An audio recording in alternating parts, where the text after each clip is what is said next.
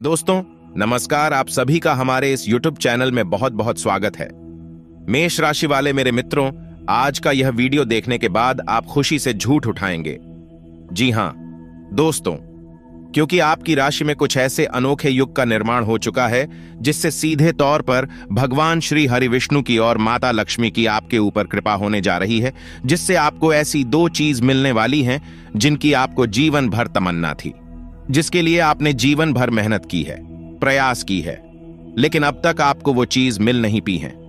जी हां दोस्तों, हमारा यकीन मानिए कि उनमें दूसरे नंबर की जो चीज है वो आपको इतनी अधिक खुशी देगी, आपको इतना अधिक सुख देगी कि जिसके लिए आपने सपना में भी कभी सोचा नहीं होगा।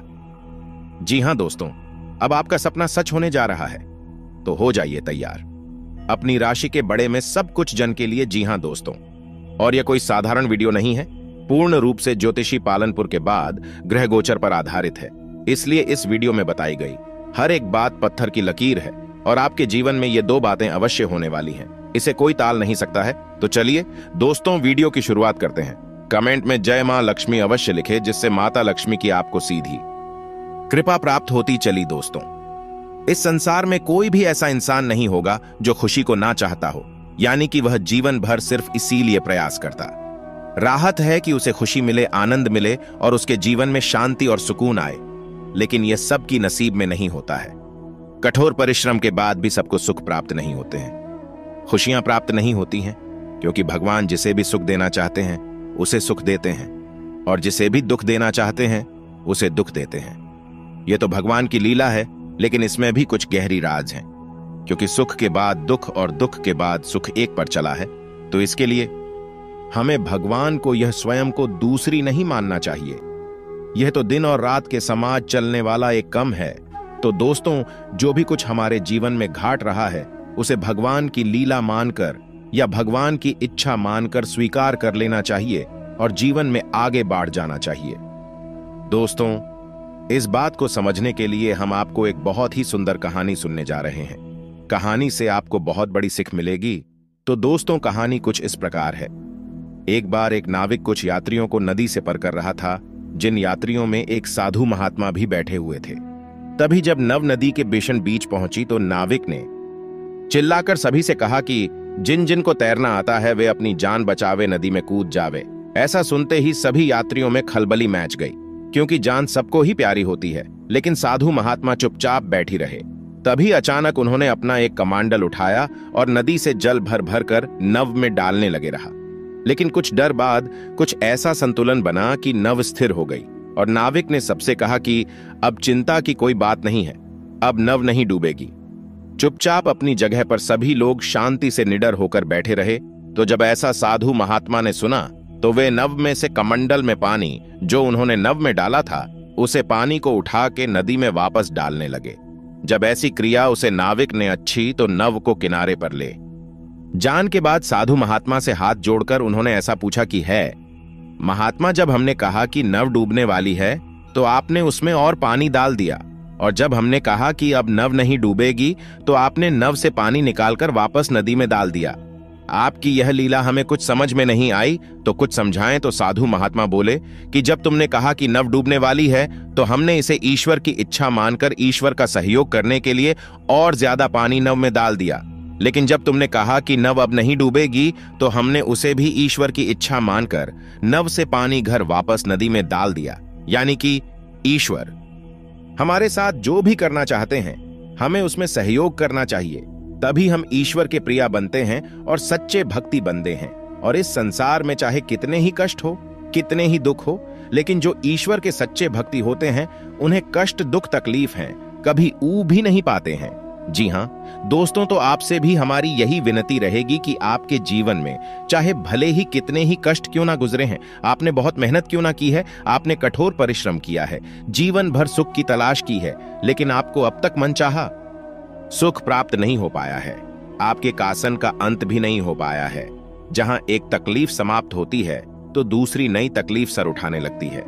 आप एक समस्या का हाल निकलते हैं तो दूसरी समस्या खड़ी हो जाती है। आपको ऐसा लगता है कि जैसे आपका पूरा जीवन ही इस संघर्ष में गुजर जाएगा, तो ऐसा नहीं है। दोस्तों, ईश्वर इन संघर्षों के मध्य से आपको कुछ ना कुछ बताने की कोशिश कर रहे हैं। और तब भी यदि आपको कुछ खास समझ में ना आए, सिर्फ अंधकार ही अंधकार दिखाई दे, तो अपने जीवन की हर एक समस्या और तकलीफ को ईश्वर की इच्छा मानकर स्वीकार कर लेना है। लेकिन दुखी नहीं होना है। इसमें भी ईश्वर का धन्यवाद देना है कि है प्रभु, अब मैं जो जीवन जी रहा हूं वो आपकी मर्जी से जी रहा हूं। तब ईश्वर भी आपसे खुश होंगे और आपके हर एक दुख, कष्ट और तकलीफ को हर लेंगे। जी हां दोस्तों, इस संसार में तकलीफ किसको नहीं है। हर एक इंसान पीड़ित है, परेशान है, और यदि आप गौर से समझना का प्रयास करें तो अपनी तकलीफ होगा। जिम्मेदार इंसान स्वयं ही होता है। कभी कभी इंसान ऐसे लोगों से सलाह ले लेता है जो सलाह देने के काबिल ही नहीं है, और कभी कभी इंसान स्वयं ही पाठ भ्रष्ट हो जाता है और अपने रास्ते से भटक जाता है और ऐसे ऐसे क्रियाकलाप कर देता है जिनकी सजावट जीवन भर भूगोलता राहत है।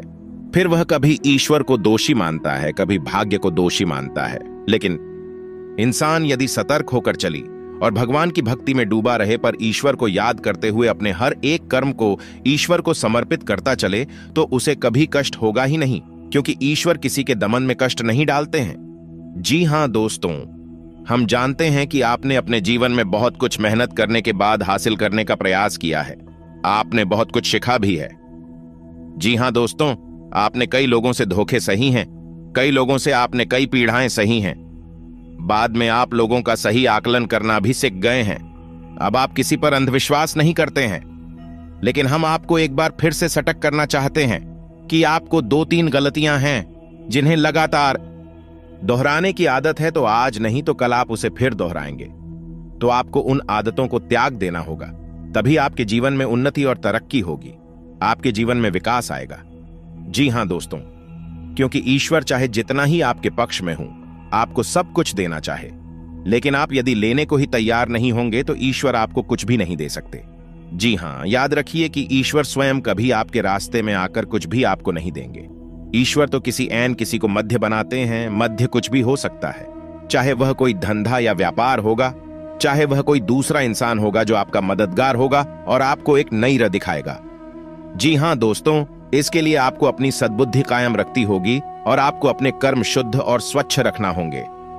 जी हां दोस्तों, तो 3 चीज हैं जिनसे आपको हमेशा दूर रहना है, उन्हें हम पहले आपको बता देते हैं। फिर कौन सी वो 2 चीज हैं जो आपको मिलने जा रही हैं, उनके बड़े में भी आपको हम बताएंगे। तो दोस्तों, आपको अपने जीवन में कितना ही तकलीफ क्यों ना मिले, कितना ही कष्ट क्यों ना मिले, लेकिन आपको भूले से भी क्रोध नहीं करना है। जी हां दोस्तों, आपकी यह आदत बहुत बुरी है। आप गुस्सा बहुत जल्दी हो जाते हैं। यही कहीं की लंबी तकलीफें, सते सते संघर्ष और कष्ट सहित आपके मां में गुस्सा कहानी दबा पड़ा है, तो जरा सी चिंगारी मिलते ही वह उठाता है और किसी अपने पर ही आपका क्रोध निकाल जाता है, जिससे आपके रिश्ते भी खराब होने लगता है और आप एक भयंकर नकारात्मकता में घिर जाते हैं। तो आपको अपने क्रोध को जितना होगा और आपको क्रोध को जितने के लिए ईश्वर की भक्ति में जाना होगा। जी हां दोस्तों, भक्ति का मार्ग एक सात्विक मार्ग है। जो इंसान भक्ति में जीवन जीता है, उसे कभी फिर क्रोध नहीं आता है। जी हां दोस्तों, दूसरी गलती जो आप अक्सर कर जाते हैं वह कि आप दूसरों पर बड़ी आसानी से भरोसा कर लेते हैं। जी हां दोस्तों, आप ऐसे ऐसे लोगों पर भी भरोसा कर जाते हैं जो कुछ ही समय पहले आपसे मिले थे, लेकिन आपसे चिकनी बातें करके आपसे लाभ ले जाते हैं और अब अंधविश्वास करके धोखा कर जाते हैं।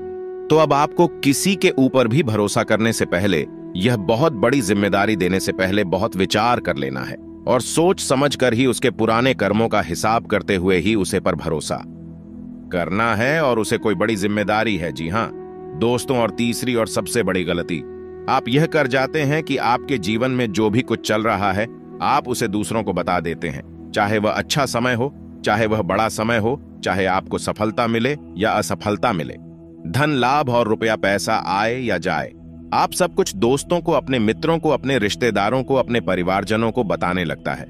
लेकिन दोस्तों, यह सही नहीं है। आपको अपने जीवन के बड़े में सारे राज दूसरों को नहीं बताने हैं, चाहे कोई कितना ही भावनात्मक रूप से आपसे जुड़ा क्यों ना हो। दोस्तों, हमारे पूर्वजों ने भी हमसे कहा है कि जो जगत और मंत्र, इसका मतलब यह हुआ कि हमारे जीवन में जो भी घटनाएं चल रही हैं, जो भी घाट रहा है, हमें जो मिल रहा है, जो हमसे छट रहा है, वह केवल हमारे तक ही सीमित होना चाहिए। जब तक जरूर ना पड़े, आवश्यकता ना हो, तब तक दूसरों को नहीं बताना चाहिए तो हमारे जीवन में सद्गति प्राप्त होती है और हमें अच्छे फल प्राप्त करने लगता है। जी हां दोस्तों, याद रखिए, दोस्तों की हमसे जलने वाले भी हमारे बीच ही होते हैं, हमारे अपनों में ही छुपी होते हैं।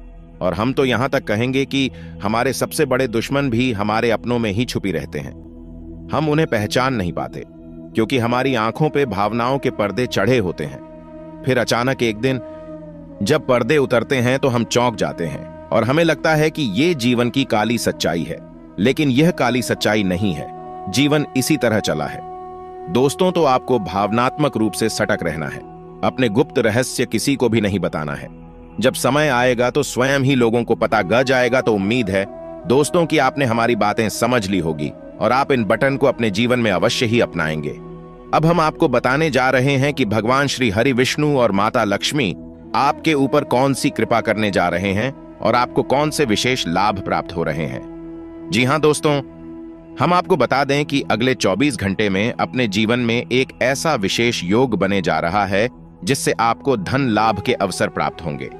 जी हां दोस्तों, और यह स्थिति अगले 24 से 48 घंटा तक बनी रहेगी। जी हां दोस्तों, जैसे कि आपने कहानी पर धन लगाया था तो आपको बहुत लाभ मिलेगा। जैसे कि आपका रुख हुआ, धन कहानी था तो वह आपको मिल जाएगा। जी हां दोस्तों, बेसिक ही टुकड़ों में मिलन शुरू हो जाए, लेकिन मिलेगा अवश्य। यानी कि धन से संबंधित आपकी समस्या अगले 24 घंटा में दूर हो जाएगी। आमदनी के आपके नए स्रोत बनेंगे और आपको कुछ ऐसे रास्ते पता चलेंगे, कुछ ऐसे मार्ग पता चलेंगे जहां से आसानी से धन प्राप्त किया जा सकता है। जी हां दोस्तों, जब ईश्वर देने पर आते हैं तो हमें राष्ट्रीय स्वयं ही मिल जाते हैं या फिर कोई ना कोई मध्य बनकर हमारे रास्ते में ए जाता है।